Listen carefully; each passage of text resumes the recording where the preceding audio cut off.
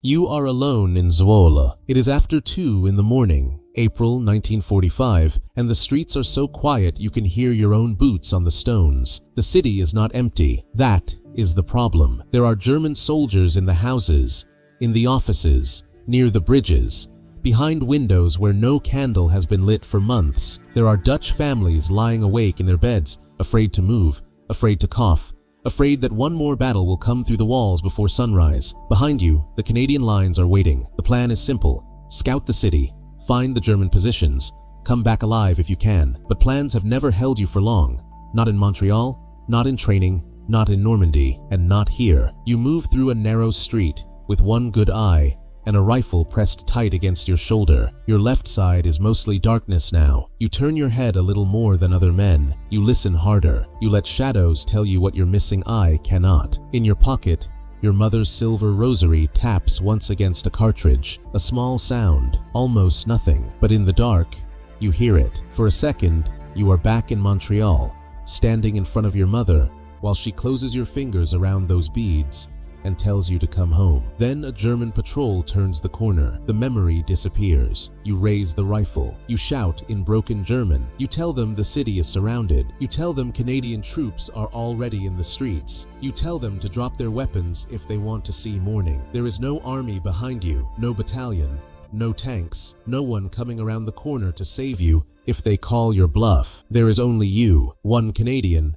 one eye, one rifle, and enough nerve to make frightened men believe in ghosts. The first German lowers his weapon, then the second, then the others. You tie them up, leave them in the dark, and keep moving. A few streets later, you fire from a doorway. Then you run across an alley and fire from a window. Then another corner, another shot, another shout. To the Germans, it sounds like the city is filling with Canadians. To you, it sounds like breathing, hard, controlled, not quite steady. You keep one hand close to your pocket where the rosary sits warm against your leg. You are not fighting for medals now. You are not fighting because an officer drew an arrow on a map. You are carrying too many dead men to stop. Before the night is over, Zwolle will wake up free. German soldiers will run from a city they still outnumber. Dutch families will open their doors and see a one-eyed soldier moving through the smoke like something the war forgot to kill. But before that night, before the stories, before the city remembers your name, you are only a 19-year-old from Montreal who does not know how to obey, and nobody thinks that is going to save anyone. You grow up in a working-class French-Canadian family where men do not explain themselves much. Your father works hard. He expects you to work hard. He believes life is simple if a man keeps his head down, keeps his hands busy, and keeps his mouth shut. You fail at the last part. You are not lazy. That is not the problem. The problem is that you cannot stand being ordered around by someone you do not respect. If a man knows what he is doing, you listen. If he does not, you make that clear too quickly. This causes trouble at home. It causes trouble in the street. Later, it causes trouble in uniform. By 1940, the war in Europe is no longer a distant thing. France has fallen. Britain is holding on. Canada is sending men overseas. And every newspaper carries names of places that sound far away until someone from your own neighborhood disappears into one of them. You enlist at 19, partly because you believe you can fight, partly because you want to leave, partly because every young man thinks danger will recognize something special in him and move aside. Before you go, your mother gives you a small silver rosary. She does not make a speech. That would almost be easier. She just presses it into your hand, folds your fingers around it, and holds them there longer than she needs to. "Come home," she says. You almost laugh, not because it is funny, because you are 19 and serious things make you uncomfortable, but her face stops you, so you nod. You put the rosary in your pocket. At the door, your father says very little. He looks at the uniform, then at your face, as if trying to decide whether the army will knock the arrogance out of you or sharpen it into something worse. He does not hug you. You do not expect him to, but when you leave, you feel him watching your back until the street turns. The army discovers quickly that you are not easy material. You talk back. You question orders. You refuse to pretend a stupid instruction becomes wise because a louder man gave it. The sergeants dislike you almost immediately. They know your type, the mouthy recruit, the one who thinks courage is the same thing as attitude, the one who usually breaks after enough marching, enough shouting, enough mud. So they march you. They shout. They make you do everything twice. You learn to keep your face blank, but your jaw gives you away. At night, when the barracks finally quiets, you take the rosary out and hold it under the blanket where nobody can see. You do not pray every time. Sometimes you just count the beads until your breathing slows. Then comes the rifle range. The first shot changes how they look at you. The second confirms it. By the fifth, even the sergeant has gone quiet. You are not graceful in many parts of soldiering. You do not love formations. You do not love salutes. You do not love being told your boots are wrong by men whose hands are too soft. But with a rifle, you settle. Your shoulders lower. Your breathing becomes small. Your anger goes somewhere useful. You stop being a problem for a few seconds at a time. You become a line between eye, finger, and target. The instructors do not praise you much. Men like that do not hand out praise unless forced, but they watch. That is enough. In camp, you meet a man who can make you laugh, even when you are trying not to. His name is Welly. He is not impressed by your temper, which makes you like him faster than you mean to. The first time he sees you punished for talking back, he waits until the sergeant is gone and says, "You know, Major, there are easier ways to exercise." You tell him to shut up.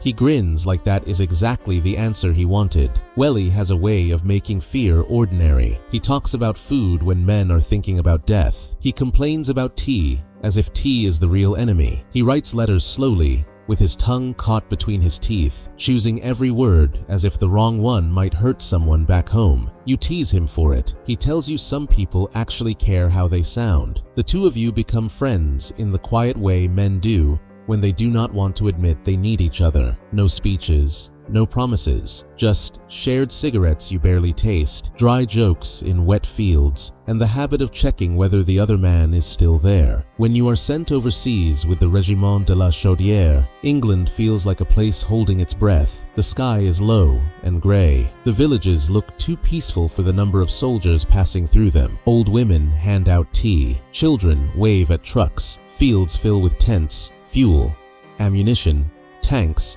landing craft, and men pretending not to count the days. Everyone knows an invasion is coming. Nobody says enough about it to make it real. You train on beaches that are not the beach. You climb down rope nets. You run through smoke. You crawl through sand while instructors shout over blank fire. Maps appear. Models appear. Officers point at little colored markers and speak as if men will move across France as neatly as pins across a table. Welly leans toward you during one briefing and whispers, "Good news.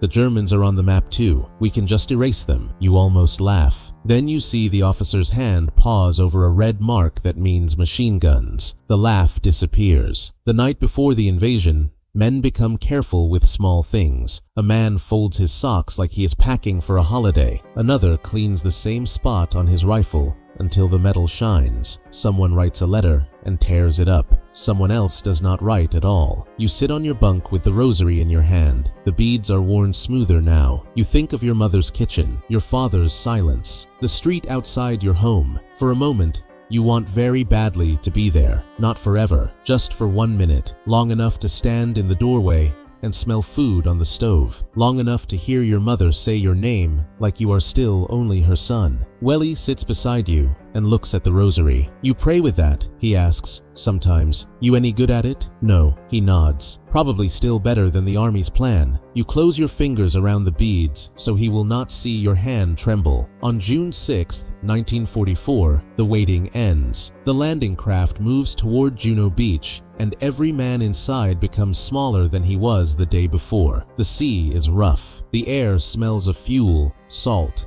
vomit, wet wool, and fear no one wants to name. Your rifle is wrapped against the spray. Your pack feels too heavy. Everything feels too heavy. A man near the front keeps swallowing, even though there is nothing left in his stomach. Another whispers a prayer. Another stares at the ramp with a dead man's face, though he is still breathing. Welly is beside you. He says something about breakfast. You do not hear the words. You only hear his voice, and that helps. The coast appears through smoke. At first, it is just a dark strip, then sand, then obstacles, then wire, then flashes from German positions. Training had never shown you how close a beach could feel and still be impossible to reach. The ramp drops. The world comes apart. Men move because the men behind them are moving. Some are hit before they leave the craft. Some step into water too deep for the weight they carry. Some disappear under their packs. You go over the side because the ramp has become a mouthful of bullets. Cold water slams into your chest, then your throat. For 1 second, your boots find nothing. The pack pulls you down. You kick. Something hits the water near your face. White spray. Another. You claw at your straps and get one boot into sand, then the other. You push forward, coughing seawater. Rifle held high. Lungs burning. A man reaches for a floating helmet and is gone before his fingers touch it. You keep moving. You hate yourself for it later. On the sand, there is no unit the way there was on paper. There are only men, some crawling, some firing, some calling for medics, some already quiet. An officer is shouting something, but the beach swallows the words. You throw yourself behind an obstacle and find Welly already there, breathing hard through his teeth. He looks at you. You look at him. Neither of you says the thing both of you know. You are alive by accident. Then you see your first German. He is close, too close. A young man in a helmet, half hidden through smoke and wire, turning his weapon toward the beach. For a fraction of a second, he is not the enemy. He is a face. Then your rifle rises.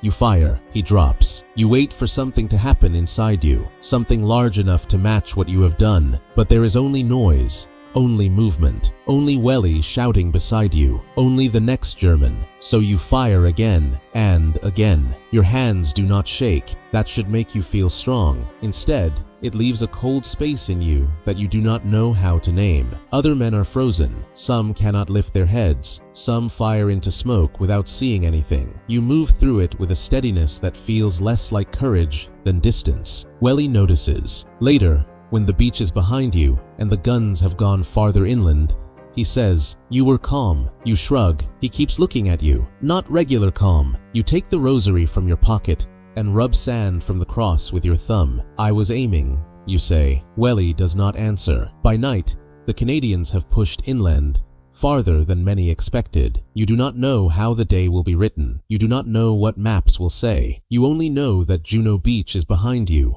and part of the boy who landed there is not coming any farther. The days after D-Day do not feel like victory. They feel like hedgerows, mud, snipers, mortars, orders half heard through smoke, fields that look peaceful until they open fire. You move ahead of others because you are good at it, because you can read a ditch, because you notice broken grass, a quiet bird line, a window that should be empty and is not, because danger, for reasons you do not understand, does not make you freeze. Welly says, "This makes you useful." You tell him useful is better than dead. He says, "Depends who is using you." That stays with you longer than you expect. On patrol, you see a German group before they see you. There are several of them, too many for one man. You should go back. A better soldier might go back. A more obedient soldier definitely would. You lie in the wet grass and count them. The officer first, then the radio man, then the men looking the wrong way. Your hand moves into your pocket and finds the rosary. You hold it once, not for blessing, not exactly, more like checking that Montreal still exists somewhere. Then you let go and raise the rifle. The officer falls first. The others scatter. You move before they can understand where the shot came from. Another angle, another shot. Then you run low along the hedge and fire again from somewhere else. You are not stronger than them. You are not more numerous. You are just harder to locate than their fear can explain. One German shouts. Another drops. Another throws his rifle down. Then more hands rise. When it is over, you stand in front of prisoners who still think there must be Canadians hidden all around them. There are not. There is only you, breathing through your nose, trying not to show how hard your heart is hitting. You march them back alone. At the Canadian line, men stare. Someone laughs once, quietly. An officer asks what happened. You say you found a patrol. He looks at the prisoners. All of them? You do not answer right away. You are looking at your hands. They are steady again. Yes, sir. The stories begin after that. They move faster than you do. Major captured a patrol alone. Major walked into fire like weather. Major is crazy. Major is lucky. Major is something else. You do not correct them. Stories are useful. If men believe you cannot be killed, they sometimes follow you a little farther. If Germans believe there are more of you than there are, They sometimes surrender a little faster. But at night, you still take the rosary out. At night, you still hear water hitting the side of the landing craft. At night, your mother's voice comes back in pieces. Come home. The next patrol changes everything. It happens quickly, the way most permanent things do. Gunfire in the brush, a shouted warning, movement ahead. Then a small object arcs through the air. For half a second, your mind understands it before your body can move. A phosphorus grenade. White light fills the world. Then pain, not a clean pain, not a sharp one you can locate and fight. This is heat and tearing and brightness all at once. You hit the ground. Someone is shouting your name. You try to open your eyes. Only the right one opens. The left side of the world is gone. At first, you think smoke is covering it. You blink. Nothing changes. You turn your head, and the darkness turns with you. That is when fear gets through. Not the fear of dying, something smaller and worse. The fear of being alive and broken. Hands drag you back. Someone presses cloth against your face. Someone says not to move. You want to hit him for saying that. You want to ask where Welly is. You want to reach for the rosary, but your hand will not find your pocket. At the aid station, the medics speak softly. That is how you know it is bad. They do not shout. They do not joke. They do not call you lucky until later. Your left eye is gone. The war, they tell you, is finished for you. You are going home. For the first time since landing in France, home becomes real. Not an idea, a place, a door, your mother's hands, your father pretending the smoke in his eyes is not tears, a bed that does not shake, a morning with no artillery in it. You imagine walking into the house with a bandage on your face and the rosary still in your pocket. You imagine your mother touching your cheek. You imagine telling her you did what she asked. You came home. For a moment, you want it so badly that it makes you ashamed. Then you hear men outside the tent, boots in mud, rifles being checked, trucks moving forward. The war has not finished for them, only for you, if you accept it. That is the part you cannot swallow. Not because you are fearless, not because you want to be a hero, because leaving now feels too close to abandoning men who still have to walk into the dark. Welly comes to see you when he can. He tries to smile when he sees the bandage. It is a bad smile. You look terrible, he says.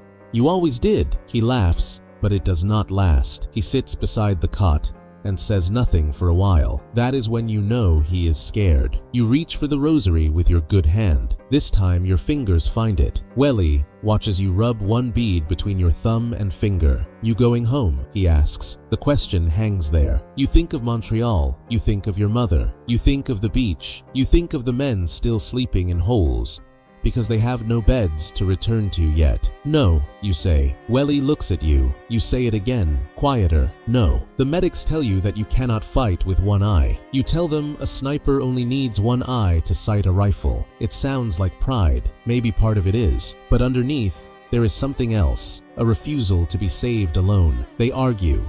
You ignore them. They say depth perception matters.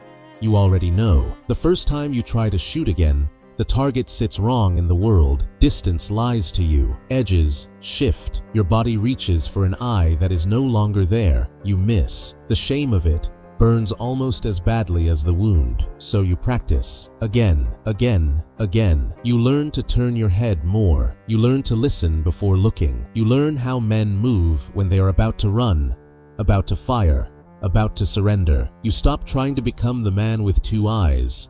That man is gone. You become something narrower, quieter, more careful in some ways, more dangerous in others. Welly watches you on the range one evening. The sun is low, and half your face is still bandaged. You fire. Hit. Again. Hit. Again. Hit. He lets out a breath. You're insane, he says.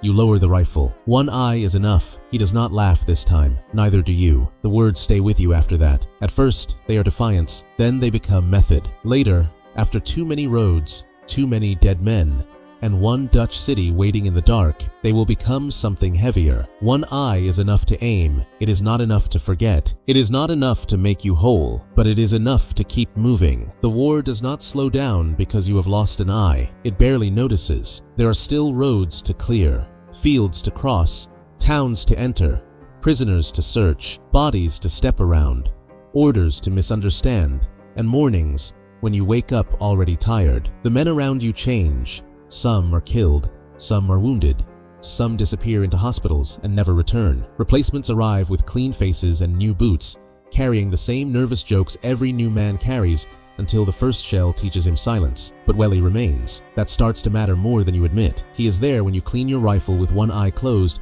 because the empty side of your face aches in damp weather. He is there when you reach for a cup and misjudge the distance, spilling coffee into the mud. He sees it. He does not laugh. That is why you almost wish he had. Instead, he picks up the cup, wipes it with his sleeve, fills it again, and says, "Good news. You still drink badly with both sides of your face." You tell him he talks too much. He says it is a public service. The two of you do not speak often about fear. Men rarely do.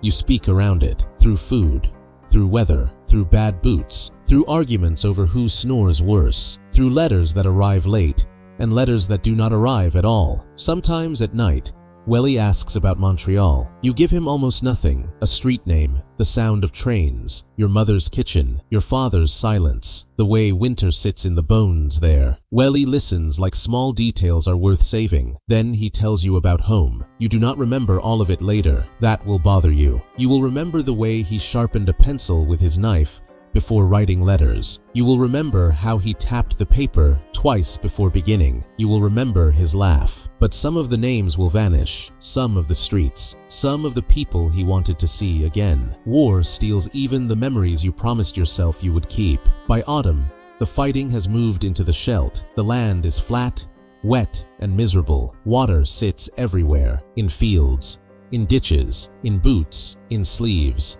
in the bottom of foxholes where men try to sleep with their knees against their chests. The mud is not like Normandy mud. This mud feels patient. It waits for you. It pulls at your legs, your equipment, your temper, your dead. The Germans know the ground.